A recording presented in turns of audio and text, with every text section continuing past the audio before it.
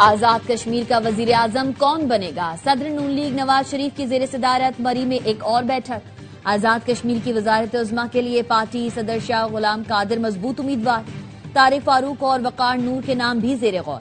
صدر نون لیگ نے مخصوص نشستوں پر خواتین امیدواروں کے انٹرویوز بھی کیے۔ اجلاس کے شرکاء نے آزاد کشمیر انتخابات میں خواتین کے بھرپور اور فعال کردار کو سراہا۔ اجلاس میں وزیر اعلیٰ مریم نواز، پارٹی کے صدر آزاد کشمیر شاہ غلام قادر، وزیر اعظم کے مشیر رانا ثناء اللہ اور انوشا رحمان کی شرکت۔ ذرائع کا کہنا ہے آزاد کشمیر کی اوورسیز کے لیے مختص ایک سیٹ پر بھی فیصلہ متوقع ہے۔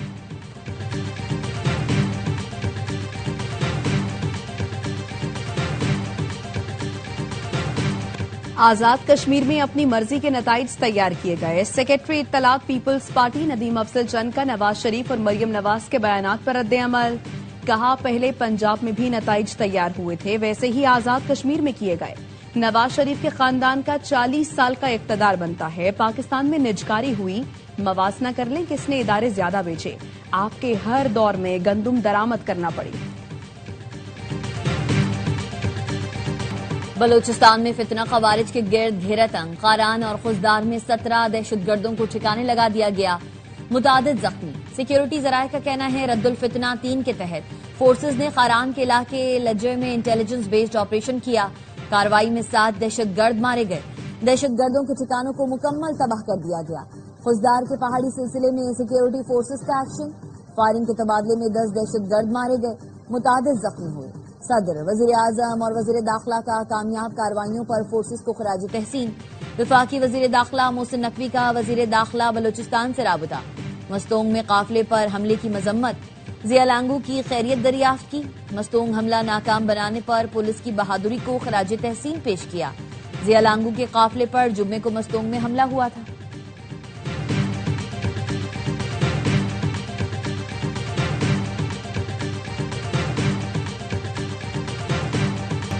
دہشت گرد خواتین کو شہید کر کے اپنے مقاصد حاصل نہیں کر سکتے، دہشت گردوں کا بیانیہ اب نہیں بکے گا۔ صوبائی وزیر بلوچستان راحیلہ حمید کی دیگر اراکین کے ساتھ news conference.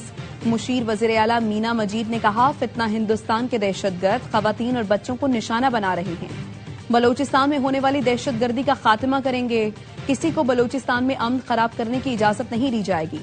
Deputy speaker Ghazala گولا نے کہا خواتین کو قتل کرنے والے دہشت گردوں کو سزا ملے گی۔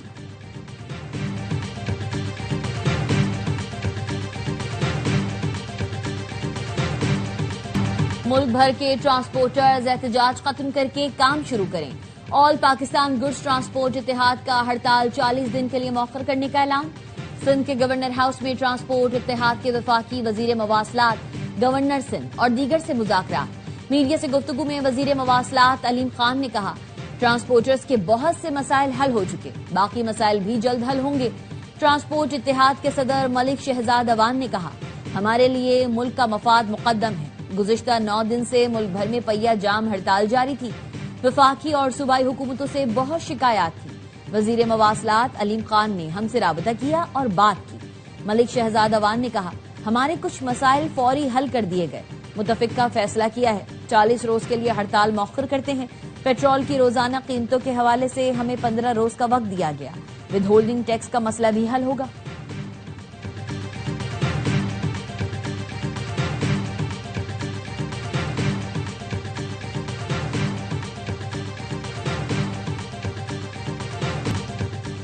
پیٹرولیم لیوی ختم کریں، تیل کی قیمتیں کم کرو۔ جماعت اسلامی کے مختلف شہروں میں دھرنے۔ حافظ نعیم الرحمان نے لاہور میں دھرنے سے خطاب میں کہا احتجاج ختم نہیں ہوگا، حکومت زبردستی لیوی وصول کرتی ہے، یہ بھتہ ٹیکس ہے، جس کو آنا ہے یہاں آئے، ہم سے یہاں بات کرے۔ شہباز شریف سن لیں، بریفنگ لینے اسلام آباد نہیں جائیں گے، بات اس پر نہیں ہوگی کہ ہم مجبور ہیں، IMF کا دباؤ ہے، آپ نے پورے نظام کو تہس نہس کر کے رکھ دیا۔ حکومت روزانہ کی بنیاد پر پیٹرول کی قیمتیں بڑھا رہی ہے، حکمران پیٹرول کی قیمت الگ اور ٹیکس الگ بڑھاتے ہیں، مراد یافتہ طبقہ عوام کا خون نچوڑ رہا ہے، سسٹم کے نام سے جو بھی مسلط ہے یہ عوام کا پسندیدہ نہیں۔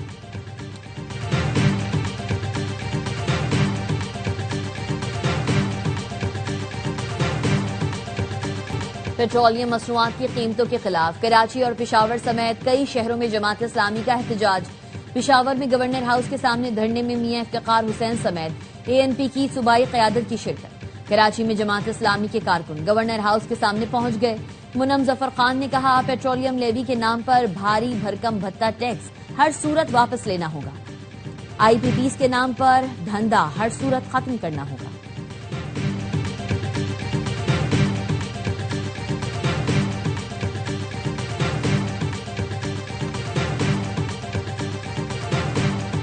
امریکہ کے خلیج فارس کے اتحادیوں میں ٹرمپ کے حوالے سے مایوسی بڑھنے لگی۔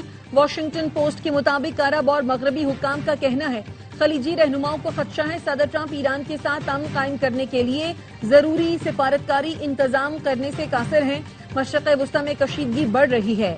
سعودی عرب، متحدہ عرب امارات، قطر، کویت اور بحرین ٹرمپ انتظامیہ سے اپنی مایوسی کے معاملے میں تیزی سے یکجا ہو رہے ہیں۔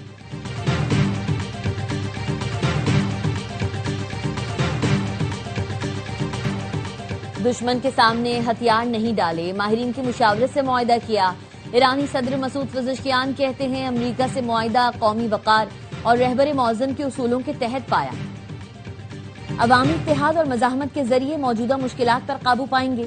چیف مذاکرات کار باقر قالیباف نے کہا ایران سیاسی و عسکری دونوں محاذ پر فتح یاب ہوا، تمام اہداف حاصل کر لیے۔ امریکہ اور اسرائیل نے باقاعدہ اعلان کردہ اہداف کے ساتھ ایران پر حملہ کیا، لیکن کسی بھی سطح پر اپنے اہداف حاصل نہیں کر سکے۔ طے کردہ اہداف کے حصول میں ناکامی دشمن کی شکست اور ایران کی فتح ہے۔ امریکہ سے مفاہمتی یادداشت سفارتی محاذ پر کامیابی اور فوجی کامیابی کے استحکام کی دستاویز ہے۔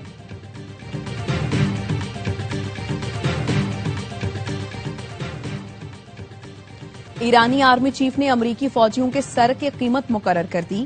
امریکی جارے کو ہلاک یا گرفتار کرنے والے کو $30,000 انعام اور نیا اسلحہ دیا جائے گا۔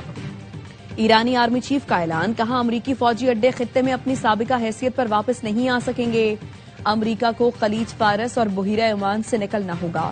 ایرانی قومی سلامتی کمیٹی کے سربراہ ابراہیم عزیزی نے ایکس پر پوسٹ میں لکھا امریکی صدر آپ نے ہرمز بند کرنے کی دھمکیاں دینا بند کریں اور اپنی سیکیورٹی کی فکر کریں۔ ٹرمپ کو اپنی حفاظت کے بارے میں سوچنا چاہیے، ممکن ہے انہیں اپنی جان بچانے کے لیے فوڈ ٹرک میں چھپنا پڑے۔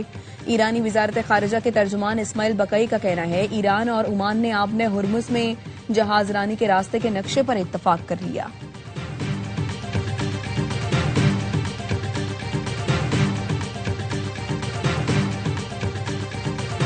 ان میں نئے صوبوں کا مقدمہ سب سے زیادہ مضبوط ہے، وکلاء سے بات کر لی، سپریم کورٹ سے رجوع کریں گے۔ چیئرمین MQM پاکستان خالد مقبول صدیقی کی پریس کانفرنس، کہا نئے صوبوں کے لیے قومی ڈائیلاگ کی ضرورت ہے، صوبے بنانا اگر غداری تھا تو آئین میں ذکر کیوں ہے؟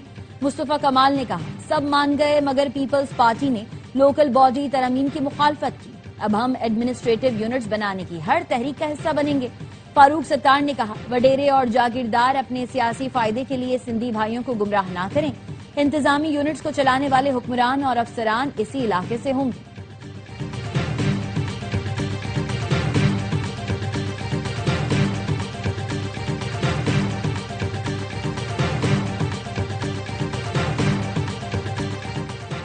MQM کی خود ساختہ قیادت کراچی کی عوام کی منتخب کردہ نہیں ہے۔ صوبائی وزیر ناصر حسین شاہ کہتے ہیں یہ صوبے کی نہیں کراچی کی تجارت، امن و خوشحالی کو یرغمال بنانے کی بات کر رہے ہیں۔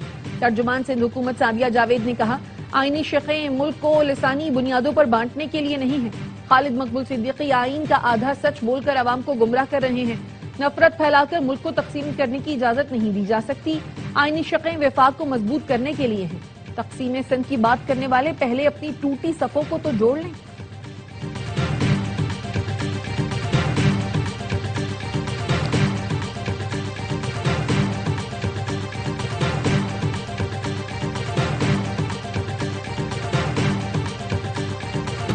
کیا ملک میں نئے انتظامی یونٹس بنانے چاہیے؟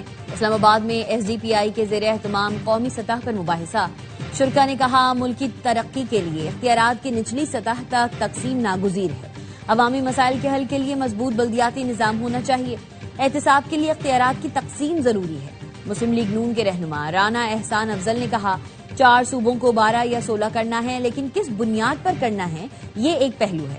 لوکل باڈیز بنائی ہوئی ہیں لیکن وہ بااختیار نہیں ہیں۔ نئے صوبے بنانے کے بعد بھی اگر صوبے معیشت کی بہتری میں کردار ادا نہیں کریں گے تو کوئی فائدہ نہیں ہوگا۔ مباحثے میں سیاستدانوں، مقررین اور ممتاز ماہرین کی شرکت۔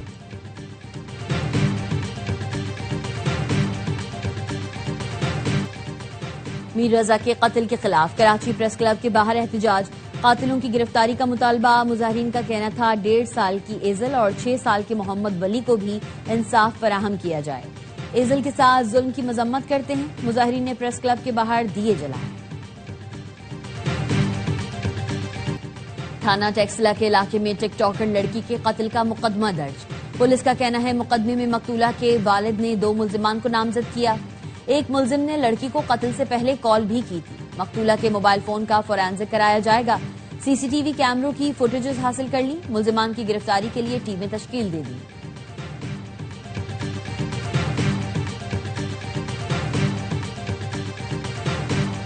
انڈونیشیا میں ہولناک زلزلے سے تباہی، اموات 51 ہو گئی، 2000 افراد عارضی پناہ گاہ منتقل، 1300 گھروں کو نقصان، لینڈ سلائیڈنگ کے باعث سڑکیں بند ہو گئی، امدادی کام میں دشواری کا سامنا۔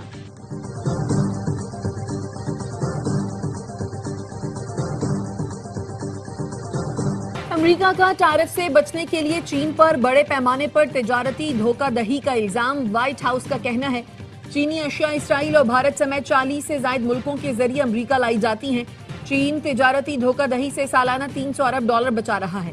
صدر ٹرمپ نے سماجی رابطے کی ویب سائٹ پر وائٹ ہاؤس کی رپورٹ شیئر کر دی۔ ذرائع کا کہنا ہے جن ملکوں سے چینی اشیاء کی امریکہ غیر قانونی ترسیل کی جاتی ہے ان میں پاکستان شامل نہیں۔ چینی حکام نے امریکی الزام مسترد کر دیا۔ واشنگٹن میں چینی سفارت خانے کا کہنا ہے ترسیل کردہ اشیاء پر یک طرفہ اقدامات سے تھرڈ پارٹی مفادات کو ہدف نہیں بنانا چاہیے۔ چینی اشیاء کو دبانے کے لیے قومی سلامتی کا جواز اور یک طرفہ ٹیرف کو مسترد کرتے ہیں۔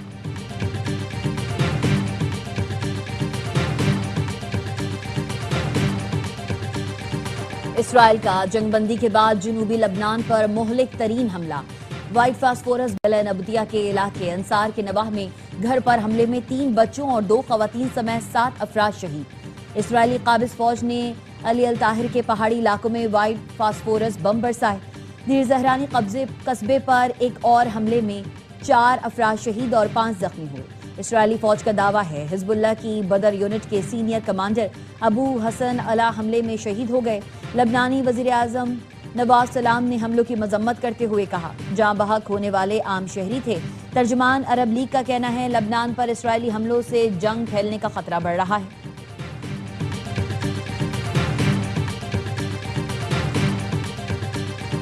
روس اور یوکرین کے رات بھر ایک دوسرے پر ڈرون حملے۔ روس نے صدر زیلنسکی کے آبائی علاقے میں ڈرون داغے جس میں ایک شخص ہلاک اور کئی زخمی ہو گئے۔ روسی فوج کا زاپوروزیا میں بستی پر کنٹرول سنبھالنے کا دعویٰ۔ یوکرین کے حکام کا کہنا ہے روس نے 24 گھنٹے میں لاجسٹکس مراکز، ایندھن اور توانائی کی تنصیبات اور نقل و حمل کے بنیادی ڈھانچے کو نشانہ بنایا۔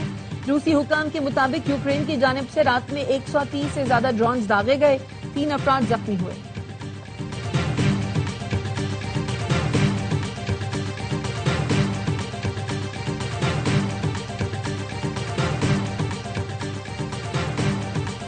غزہ معاہدہ بچانے کے لیے امریکی کوششیں تیز۔ صدر ٹرمپ کے داماد جیرڈ کشنر کی حماس سربراہ خلیل الحیہ سے مصر میں ملاقات۔ مصر، ترکیے اور قطر میں ثالث اور غزہ بورڈ پیس کے نمائندے بھی شریک ہوئے۔ امریکی ریاست انڈیانا میں خالصتان ریفرنڈم کا آغاز۔ ریفرنڈم میں ووٹ کاسٹ کرنے کے لیے انڈیانا پولیس میں سکھ ووٹرز کی قطاریں۔ ووٹنگ شروع ہونے سے پہلے نئے ملک کے لیے دعا اور جان دینے والوں کو خراج عقیدت پیش کیا گیا۔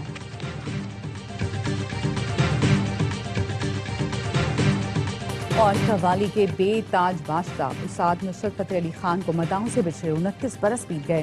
آواز کا جادو آج بھی زندہ، ان کے گانے اور قوالیاں سننے والوں کے دلوں میں بستے ہیں۔